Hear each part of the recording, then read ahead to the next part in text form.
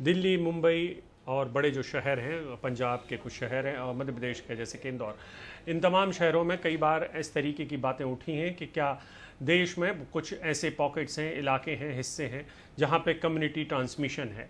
इसको लेकर कई सारी बैठकों के दौर भी चल रहे हैं। सरकारें रिकॉर्ड पर नहीं मान रही हैं कि कम्युनिटी ट्रांसमिशन है। ये पता कम्युनिटी ट्रांसमिशन दरअसल ज़रूरत क्यों है इसको पता करने की, क्योंकि संक्रमण जब चारों ओर फैल चुका होता है तब ये हालात बन जाते हैं कि हम उसे कम्युनिटी ट्रांसमिशन कहने लगते हैं। कम्युनिटी ट्रांसमिशन का फैलने का मतलब दरअसल कई सारी स्टेजेस को पार करना है, यानी कई सारे चरणों को पार कर कर ये मामला पहुंचता है। आपने जब कोरोना के बारे में शुरुआत में सुना था तब सारे बड़े शहरों में, खास करके दिल्ली, मुंबई और दूसरे बड़े शहरों में आपने देखा था कि किस तरीके से जिन व्यक्तियों को कोरोना या कोविड हो रहा था उनसे जुड़े हुए लोगों को भी जांचा परखा जाता था, उनको अलग किया जाता था और उनकी जांच की जाती थी और एक तरीके से सबका रिकॉर्ड मेंटेन किया जाता था। पता लगाने की कोशिश की जाती थी कि कोई व्यक्ति जिसको कोविड या कोरोना हुआ है उसको आया कहाँ से है। तो क्या हम एक ऐसे हालात में अब पहुँच गए हैं जहाँ हमें अब ये लगने लगा है कि अब ऐसा कुछ करना दरअसल वक्त की बर्बादी है और ये जो वक्त की बर्बादी है वो और ज़्यादा नहीं करनी चाहिए, और यही वजह है कि अब हमें ये मानने लगे हैं कि क्या कम्युनिटी ट्रांसमिशन होने लगा है। ये सरकारी आंकड़ों की दरअसल बहुत सारी उलटफेर भी होगी जिसकी वजह से इसे माना जाए या ना माना जाए, लेकिन इससे किस तरीके से हालात बदल सकते हैं, कम्युनिटी ट्रांसमिशन का पूरी दुनिया में किन किन देशों में कम्युनिटी ट्रांसमिशन हुए हैं ये भी हमें देखना होगा। कम्युनिटी ट्रांसमिशन का होने का मतलब एक ये भी है कि लॉकडाउन जैसी तमाम चीज़ें फेल रही हैं और इसको लेकर हमें बहुत सारी चीज़ें एक्सपर्ट से, डॉक्टर से समझने की ज़रूरत भी है। हम थोड़ी देर में गंगाराम कंसल्टेंट जो हैं डॉक्टर एम वली, उनसे जुड़ने की कोशिश कर रहे हैं, उनसे समझने की कोशिश करेंगे कि क्या कम्युनिटी ट्रांसमिशन में कैसे होता है और इसके मायने हेल्थ सेक्टर यानी कि स्वास्थ्य सेवाओं के लिए हिसाब से क्या हैं और देश की जनता को इसमें क्या क्या समझने की ज़रूरत है।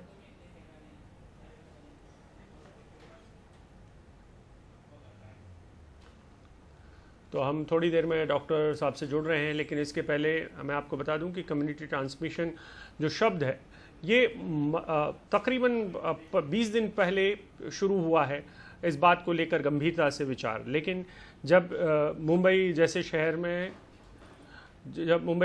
में फैलना शुरू हुआ था तब बात उठी थी कि कम्युनिटी ट्रांसमिशन। और हमारे साथ डॉक्टर एम वली जुड़ चुके हैं, गंगाराम अस्पताल के सीनियर कंसल्टेंट हैं, पद्मश्री भी हैं। डॉक्टर साहब बहुत बहुत शुक्रिया, आपने हमारे लिए वक्त निकाला। अब आप हमारे दर्शकों को समझा सकेंगे कि कम्युनिटी ट्रांसमिशन होता क्या है, और अगर हम इसे मान लेते हैं कि कम्युनिटी ट्रांसमिशन है तो इससे सरकारों पर और बाकी के लोगों पर क्या फर्क पड़ता है। देखिए, इस समय जो स्थिति है इसमें हमें सरकारों को या आपको या आपको कोरोना से बचाना है, अपने को देश को बचाना है। और ये इससे कोई गलत बात नहीं है अगर कोई इस तरह से सोच रहा है कि हम स्टेज 3 की तरफ आ रहे हैं। मीटिंग होगी, गवर्नमेंट अनाउंस कर देगी, लेकिन इसमें सबसे बड़ी बात यह है कि हमको डेथ्स को कम करना है। हमारा देश का जो पॉपुलेशन पैटर्न है, हम पूरे देश के लिए ये नहीं कह सकते कि हम स्टेज 3 में पहुंच गए। देखिए, मैं आपको समझा दूं, स्टेज 3 वो होती है जब हम कांटेक्ट को ट्रेस नहीं कर पाते हैं और एक जो सफरर है जिसको कोरोना वायरस या इन्फ्लुएंजा लाइक इलनेस भी अगर होती है, हालांकि उसमें 6 स्टेजेस होती है, मैं कंफ्यूज नहीं करूंगा। कोरोना वायरस के संदर्भ में हमने 4 स्टेजेस बनाई हैं। पहली स्टेज जो थी वो तो निकल गई कि साहब किसी किसी को हुआ और कहीं हुआ, आइसोलेटेड केसेस हुए, ट्रैवल नहीं हुआ। दूसरे केस में ट्रांसमिशन हुआ, लोकल हुआ और वो लिमिटेड रहा, very very small numbers of people में। तो अब जो है इतनी ज्यादा तादाद हो गई है कि स्टेज 3 का मतलब ये है when the source of the infection is not traceable. ये मैं बिल्कुल ऑथेंटिक आपको पढ़ के बता रहा हूं। ये इसलिए पढ़ के बता रहा हूं कि ये गलती ना हो जाए और मैं कोई सरकार के खिलाफ कोई गलती ना कर दूं। तो ये जो बताने है वो ये है कि डॉक्टर गुलेरिया ने भी रात इस बात पे जोर दिया है कि अब स्टेजिंग में ना पढ़कर हम इस बात की कोशिश करें कि इस वक्त हमको कोरोना से कैसे बचना है। और 2 अब महत्वपूर्ण बातें हैं टेस्टिंग के अलावा। 2 महत्वपूर्ण बातें ये हैं, एक तो कवर करना है और एक फेस बिल्कुल नहीं छूना है। ये 2 आदतें आपको हमेशा अपने को ऑन रखना है, ब्रेन का स्विच, कि हमको फेस किसी कीमत पे नहीं छूना है, और नाक को, मुंह को कवर रखना है। अगर आप आंखों को भी कवर रखते हैं तो ये बहुत जी। वली साहब, आप कह रहे थे कि हमें टेस्ट उतने अब कम करने पड़ेंगे। क्या आप ये बताने की कोशिश कर रहे हैं कि टेस्ट ज़्यादा करना, कम्युनिटी ट्रांसमिशन के वक्त में टेस्ट ज़्यादा करना ठीक नहीं है, या मतलब इससे किसी नतीजे पे पहुंच नहीं सकते हैं? क्या आप ये कह रहे हैं? नहीं, मैं तो बिल्कुल नहीं कह रहा। मैं तो बहुत दिन से टेस्ट की वकालत कर रहा हूँ। मैं तो ये भी कहा, मैंने आईआईटी दिल्ली की जो टेस्ट की हुई किट है उसको ले आइए, नोएडा में जो भी किटें बनाई उसको ले आइए, आईजीजी आईजीएम की ले आइए। हर्षवर्धन साहब ने भी थोड़े दिन पहले कहा था हम दूसरी जो शॉर्ट जल्दी नतीजे देते हैं वो वाली किट्स ले आएंगे। तो मैं तो सब तरह से टेस्ट के फेवर में ही हूँ, और टेस्टिंग ही इसका वाहिद सोल्यूशन है कि हम पकड़ लें। अब तो एक और प्रॉब्लम हुई है दिल्ली जैसी जगहों में कि अगर किसी को अर्जेंट हॉस्पिटलाइजेशन या हार्ट अटैक की वजह से कोई प्रोसीजर कराना हो तो उसको वो कहाँ जाए टेस्ट कराने, तो उसके लिए भी हमें प्रोविजंस देखने होंगे अलग से कि क्विक टेस्टिंग हो जाए। तो ये बहुत क्रिटिकल सब्जेक्ट है इसमें। जी, मैं ये मान सकता हूँ डॉक्टर गुलेरिया जो कि एम्स के डायरेक्टर हैं, उनकी बात की भाई हमको स्टेज में नहीं पढ़ना चाहिए, लेकिन जब आप स्टेज क्रॉस करते हैं तो आपको अपने प्रोटोकॉल्स भी बदलने पड़ते हैं। तो हमारे दर्शकों के लिहाज से अगर आप बता पाएं, आपने तो बात कही कि हिफाजत किस तरीके से करनी है। आप जो पहले दिन से इसमें लगे हुए हैं वो बहुत जल्दी एक नई improve version of the policy के साथ आपको बहुत जल्दी बताएंगे, देश को बताएंगे। लेकिन इस वक्त मैं जिस बात पे जोर दे रहा हूँ कि हमको बहुत सतर्क रहना है। हमको कम्युनिटी में ही से स्प्रेड आएगा, तो जो भी आएगा तो किसी के थ्रू आएगा। अब हमको पता नहीं लग रहा है किसके थ्रू आ रहा है। तो ये बिकॉज ऑफ इंक्रीज नंबर है, इसमें टेस्ट कराना है, जैसे भी गवर्नमेंट के डायरेक्शन है के हिसाब से कराना है। एक सिचुएशन में तो यहाँ बताइए कि अगर किसी को हॉस्पिटल विल रिक्वायर, तो अगर वो कोरोना पॉजिटिव है तो फिर हॉस्पिटल की जिम्मेदारी बढ़ जाती है। जी वली साहब, मैं वही समझने की कोशिश कर रहा था कि राज्य हैं, चाहे दिल्ली हो, चाहे महाराष्ट्र हो, चाहे अगर वो ये रिकॉर्ड पर मानते हैं कि कम्युनिटी ट्रांसमिशन हो चुका है, तो क्या उनकी कुछ तैयारियों में फ़र्क हो जाता है? ये हमारे दर्शकों के लिहाज से आप समझाइए। सरकारें जब बताएंगी तब बताएंगी, उनके लिए वो प्रोटोकॉल अनाउंस भी करेंगी, लेकिन क्या जिम्मेदारियां बढ़ जाती हैं, किस किस्म की जिम्मेदारियां बढ़ जाती हैं, वो हमारे दर्शकों को आप अगर बता पाएं।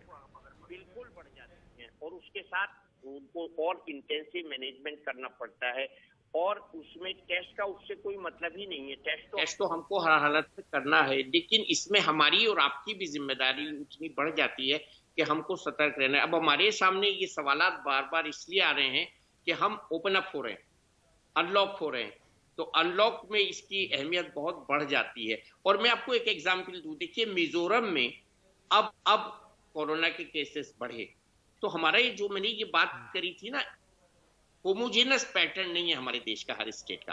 तो स्टेट वाइज जैसे महाराष्ट्र है, पंजाब है, दिल्ली है, ये 3 स्टेट्स इस वक्त जो हैं बहुत ज्यादा संक्रमित हैं।